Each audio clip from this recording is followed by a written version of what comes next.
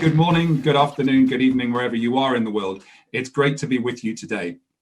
As Adam has introduced me, I'm Andrew White. I'm from the business school at Oxford University, Side Business School. And I want to take you through this morning a process which I've developed and run with over 5,000 leaders around the world, sometimes in conferences, sometimes in different settings, such as with CEOs and with small groups. And I do that through two means. One is through facilitated discussion, and I'm going to show you the process I take people through. But more often than not, I kick off with a guided meditation. And I'll go into the reasons why that's so afterwards. So I'd like to start by going into that. I'd like to start by inviting you to join me in a guided meditation. It's going to last between 8 and 10 minutes. It will start with a bell and it will finish with a bell. Doesn't require you to believe anything. If you're religious or not religious, there should be no barriers to that. And what I'd like to do is just take you through that process and take you through what I do for those leaders, just to show you what it means to really work today with some of the issues that we're facing. So my invitation is to take a moment just to relax into where you're sitting. Take a moment to really settle, maybe sit upright in your chair. And when you're ready, please just gently close your eyes.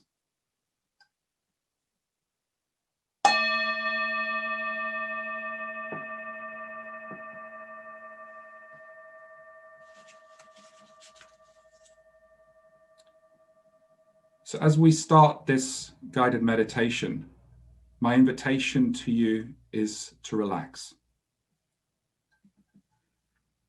to settle into your breath,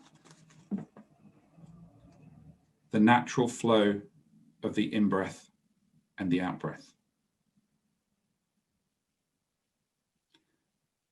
Letting go of anything that you're feeling, any tiredness,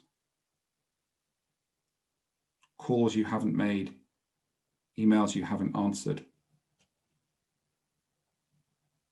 And just settle into simply just being in this moment.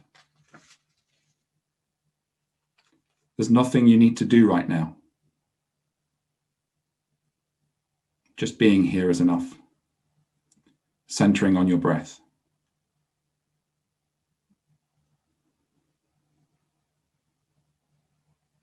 The gentle flow of the in-breath and the out-breath.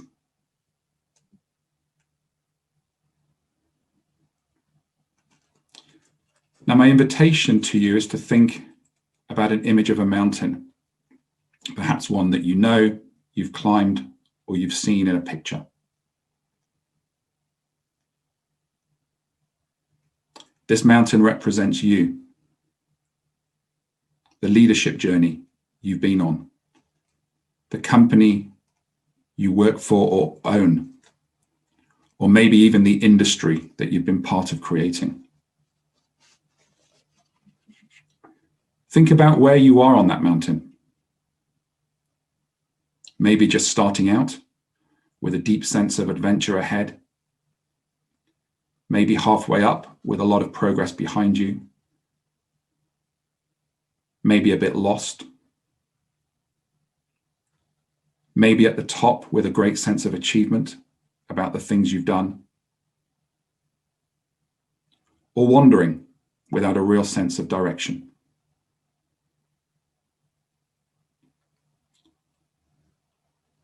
If the mountain is your company and the weather is the context you're facing, is it sunshine and blue sky, and therefore you've got a clear sense of direction and your place in the world? Or is it a storm facing one battle after another with regulatory changes, new types of competitors, technologies that are disrupting your industry? Do you feel lost, surrounded by fog and mist, without a clear sense of where to go next? Look around at your team, your colleagues. How are they coping with the situation you're in? Are they full of confidence and direction? Are they in conflict? Are they lost? Have they embraced the complexity of the situation you face? Or are they in denial?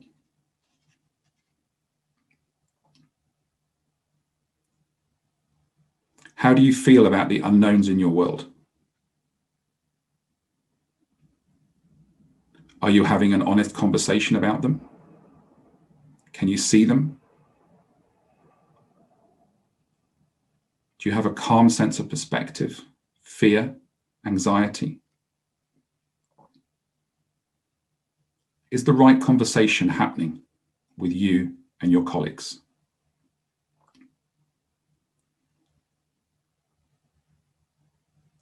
Now take a look inside yourself. Are you being authentic to who you are and the values you hold? Do you feel a tension between some of the decisions you have to make? Profit and the right thing. Money today, investing for the long term. Spending enough time with family and friends.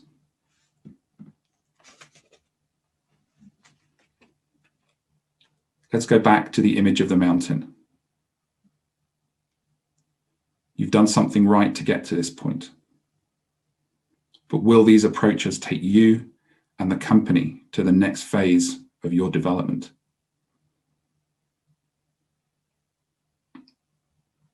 Maybe you're having a sense that these approaches are not having the impact they once did.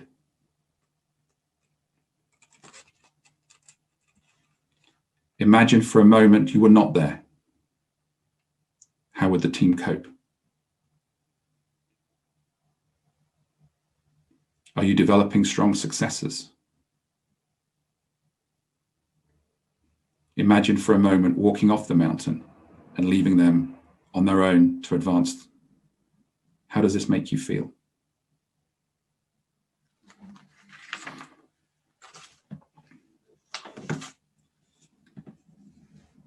Now, as we come to an end, my invitation is to let go of the image of the mountain, to come back to your breath, the gentle flow of the in-breath and the out-breath.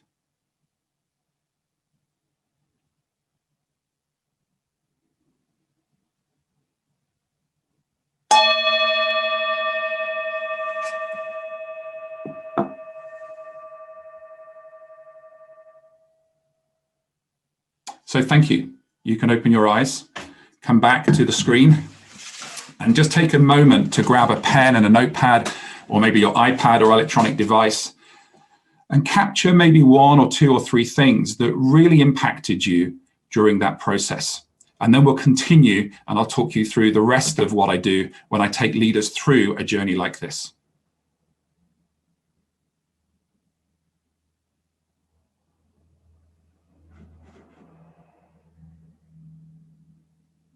Okay, so thank you. That session came from a conversation I had at the World Economic Forum at Davos a number of years ago. I was talking to a number of CEOs, and one particular CEO said something to me which has stayed with me for a long period of time. And he said this, he said, Andrew, for the last 30 years, I've been climbing a mountain. It's been about my own leadership journey. It's been about the company I've helped build, and it's about the industry that we're part of. And on every level, I should feel like I'm at the top and that all's going well. He said, but the problem is I'm surrounded by fog. I feel like the mountain's crumbling beneath me, and I don't know where to go. Now, take your mind back 5 years. We weren't in the crisis that we are in today, but storm clouds were building. What struck me about what he was saying is that this was not a company that was in distress. I then started to rehearse what he said in confidence, not breaching who he was or the industry or company he was from. And nobody disagreed with me. And one thing led to another, and I designed the meditation that I've just taken you through, which I said I've taken many thousands of people through as well. And it's based on the model that you've got in front of you of mountain to mountain. And if you look, many of us have been climbing a mountain largely based on what we call ego.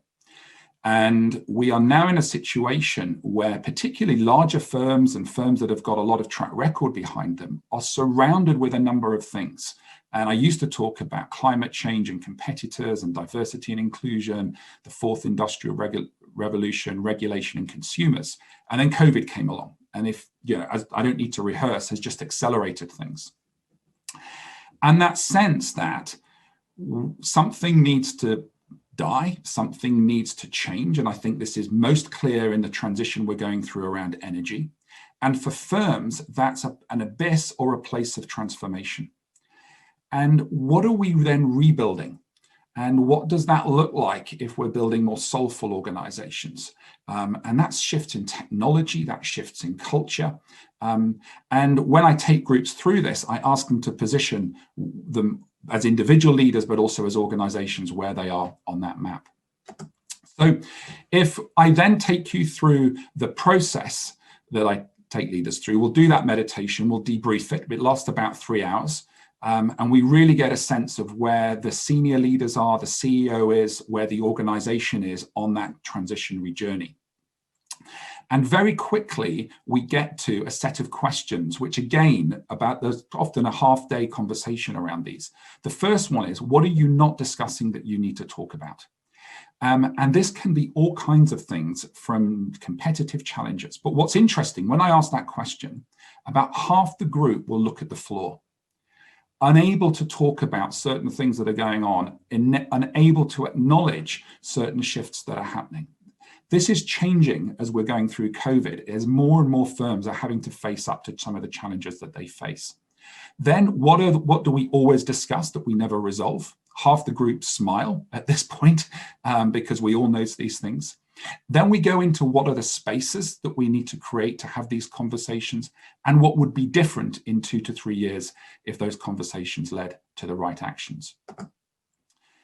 If I then go on to the next phase of the conversation we have, very quickly we talk about purpose. Why do we exist? Is it for profit, for employees, for customers, for society? And we can start to look at where the decisions that we make, the capital that we allocate, what does that mean and what does that say about that hierarchy? So very quickly, we then get into a more detailed conversation around purpose. And this is a model that I've created. So we define purpose through the research that we've done at the business school as an aspirational reason for being, which inspires and provides a call to action for organizations, its partners, stakeholders, and provides benefit to local and global society. So if you think about your organization, there are stories about products, about services, about customers, about employees. And that pendulum can either be off purpose or on purpose.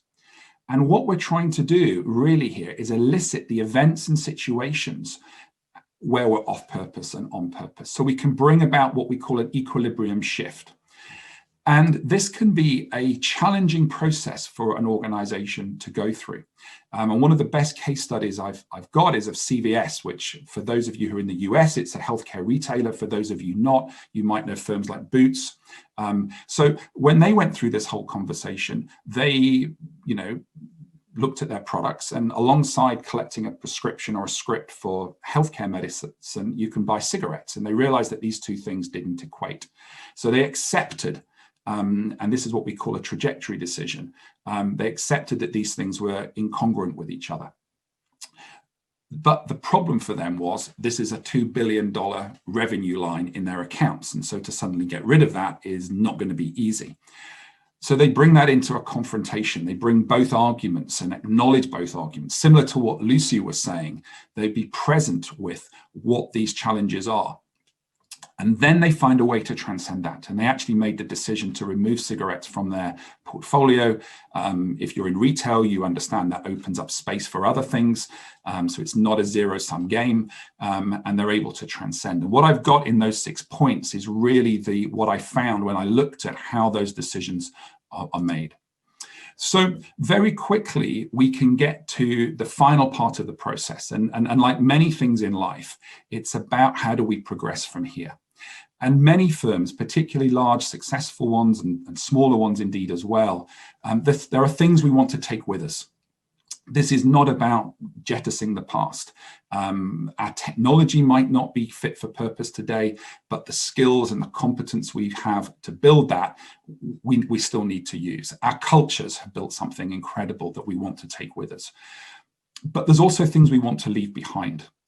And that can be products, it can be technologies, it can be parts of our culture, parts of our decision making. And when I take groups through this process, that's really what we start to get into. What does this transition look like? And how do we move through that valley often, which is going to go from being a potential place or a potential abyss into a place of transformation? Then we talk about what do we want to transform, things within our current way of operating that we are not content with, that we want to see done differently. And then what do we need to create? Sometimes it's acquisitions that we need to make. Sometimes it's new technology that we need to bring in. Sometimes it's shifts in how we organize ourselves. Sometimes it's new type of individuals that we want to bring into the organization.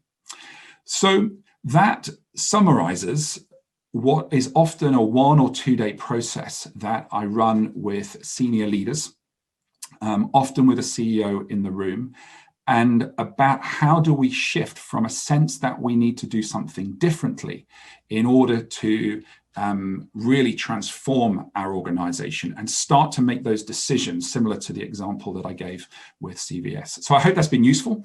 It's a snapshot. I'm going to be doing a masterclass later. So if you've got questions, please do join that and we can go deeper into some of these things. Thank you. Andrew, thank you very much. By the way, there are spaces in that masterclass that Andrew is leading, and there's going to be a link, I believe, posted in the chat for those of you who still want to sign up. Not many, so please do that as soon as possible. Andrew, what you were talking about really, doesn't represent the world of executive education and leadership development that I knew 15, 20 years ago. Are leaders responding to this kind of work, knowing that wouldn't necessarily be the first thing that I think a learning and development professional would think of when coming to you to request a program? Well, it's a great point, Adam. And I was nervous about taking this type of intervention to senior leaders. However, of, let's say, the 5,000 people that have been through this, I would say less than a handful have, this is mainly in conferences when most people have had their eyes shut, and I've seen a handful of people leave. The most profound case study I discovered was when I was asked to do this on a program with the CEO and the top team, about 20 of them. And I have to say, I was nervous. I'd never met them before. I hadn't built rapport and trust. We were in a hotel room. I had a large map of the mountain to mountain thing on the floor, took them through the meditation. I'd met them for coffee, and then I'd then gone on to this. So I finished the meditation. I said, right, I want you to come and stand where you feel you are in this process, and where you are on the mountain. And the CEO got up. This was a big established firm. Top 20 leaders in the room stood right in the middle of the abyss and said, or the valley, and said, if you'd asked me this question 4 years ago, I'd have been on the summit. But if I'm really honest, both in my personal life and in terms of this company, I just don't have answers anymore. And I sat back and I went, wow, to get a group to that point, you and I know often took 5 days. B, for a CEO to do it almost pretty much never, because it's the alpha moving into a different space. And but that enabled an honesty and an authenticity amongst the other leaders who could then really open up both personal stuff that they were going through, but also about where they were struggling with, where the firm was at, how the firm was implementing things. And it enabled an authenticity to be present, as Lucy was saying, to not just where I am, but where we are as a collective. So I've now gone past the point where I'm nervous. I think there is a need for an authenticity. And what this does, in my experience, is fast track that. In a world where we don't have huge amounts of time, where historically we might have had 5 days to work with a group. Now we have half a day or a day, and it has to fit in alongside things. So it gets to authentic conversations much, much quicker. But just wanted to follow up on this because, you know, we've talked a lot already today about being attentive to oneself and one's team, about being authentic, about being vulnerable, about being humble, about admitting what you don't know, like the CEO story that you just shared. Now, I think there is still an assumption, and by using the word assumption, I'm not saying it's right or wrong, but I still think there's an assumption out there in the world of commerce that for a leader to say that she or he does not know something is a sign of weakness and or ineffectiveness. Yeah. If we disagree with that premise, how do we overcome that? Yeah, so I also coach a number of CEOs, and that sense of them not knowing comes out very strongly. I think great wisdom is needed to know how far you have that conversation. I think the first step is acknowledging yourself that you don't know. The second step is then with a trusted group of colleagues, usually of senior people. It's then hard to know when and how to say that to an organization, because A, you're employed to give direction. B, it can have an unintended consequence. There are occasions where it's relevant, but it requires real wisdom. And I don't feel without a specific context, I can go much further than that. The pitfalls are you either come across as arrogant if you say you know everything, or you induce fear into an organization, or you make yourself personally vulnerable if you're in a culture which is quite hostile. And I think all of these things have to be taken into account. And what's the outcome you're looking for? Doing that with a group of senior colleagues gets an honest conversation about where the firm is. But at some point, you need certainty. I know within our own world of executive education, we've made a decision that our online programs aren't going to be back on campus until at least July. Now, because if we keep the whole thing open around, airlines starting back up again, testing at airports, we just don't know. We need certainty in order to plan. So we're honest about that we're just putting this firm planning platform down. Yeah. And so let me just ask the broader question then, because sure, what you've just demonstrated is a real shift in the world of what we are developing in our leaders and how we're developing them. So what are the most important themes that you're hearing right now from companies and your clients in terms of leadership development? Yeah, so I think we've seen the whole concept of scenarios shoot up the agenda. So I first started, looking at how scenario planning was used 15, 20 years ago, and it was seen as esoteric. I don't think anyone would say that now. So bringing scenarios into our planning, I think, is much more prevalent. I think the second thing is that decisions that we didn't want to make, we're now being forced to make. So, and that's about sometimes reinvention of entire firms. When you look at companies like BP and what they're going through, if it can also be the whole digitization agenda, we're being forced into it. I think we're seeing bureaucracies often stripped away and things get done much quicker. And what I would call the rehumanization of the organization, and that's everything from diversity and inclusion agendas to mental health, to just looking after people and caring for people as we all go through these challenging times. Well, look, Andrew, thank you so much. I want to give you voluminous virtual applause. Thank you for being with us today. And I just saw in the chat, by the way, for those of you, if you just tried to sign up for the masterclass with Andrew and were unsuccessful, the Future Talent Group will aim to run another masterclass event in the coming months, and they'll be sure to share it with all of you attendees today. So those of you who are going to see Andrew a little bit later on today, you're very fortunate. Otherwise, Andrew, thank you very much for being with us today. Very much appreciated. Adam, thank you. Great to be working with you.